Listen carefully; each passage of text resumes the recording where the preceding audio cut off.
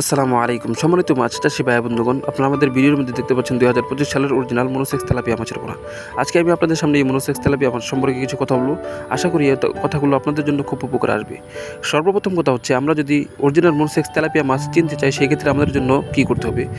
তো সেই ক্ষেত্রে অবশ্যই আমাদেরকে দেখতে হবে যে আমরা যে মনোসেক্স তেলাপিয়া মাছ ক্রয় করবো বা আমরা আমাদের পুকুরের মধ্যে ছাড়বো, সেই মনোসেক্স তেলাপিয়া মাছ বা সেই তেলাপিয়া মাছের পোনা সমস্ত পোনা এক সাইজের কিনা।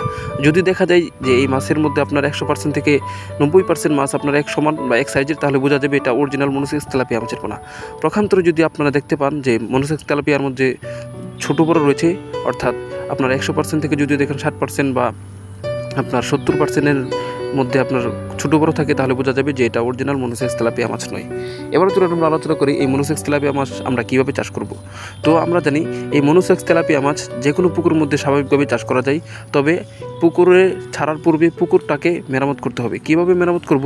আমরা পুকুরের চতুর্পাশ শক্তভাবে বেঁধে নেব, কেননা বর্ষাকালের মধ্যে কিন্তু আপনার এই মনোসেক্স তেলাপিয়া মাছগুলো এক পুকুর থেকে অন্য পুকুরের মধ্যে চলে যাওয়ার বেশি সম্ভাবনা রয়েছে।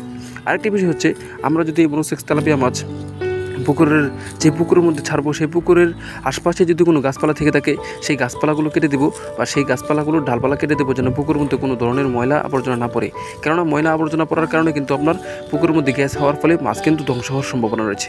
মাছ চাষ ভাই বন্ধুগণ, এবার হচ্ছে পুকুরের তলা।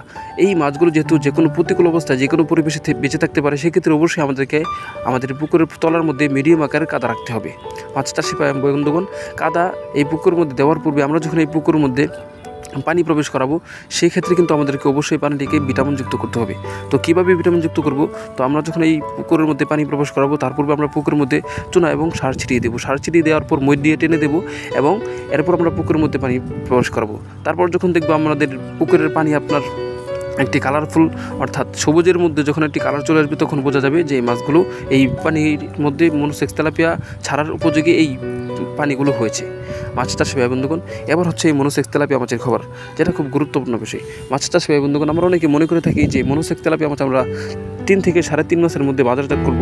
তবে আমরা কীভাবে বাজারজাত করব সেই নিয়মটা আমরা সঠিকভাবে না। সেটা হচ্ছে যে আমরা যখন এই মনোসেক্স তেলাপিয়া মাছ আমাদের পুকুরের মধ্যে দেবো, অবশ্যই আমরা আমাদের পুকুরের মধ্যে নিয়মিত, অর্থাৎ প্রতিদিন আমরা এই মাছগুলোকে খাবার দেবো। যদি আমরা প্রতিদিন নিয়মতান্ত্রিক খাবার দিই, তাহলে দেখা যাবে যে 3 থেকে 3.5 মাসের মধ্যে আমরা এই মাছগুলো 2 থেকে 3 কেজি আমরা বাজারের মধ্যে বিক্রি করতে পারবো বা বাজারে তুলতে পারবো।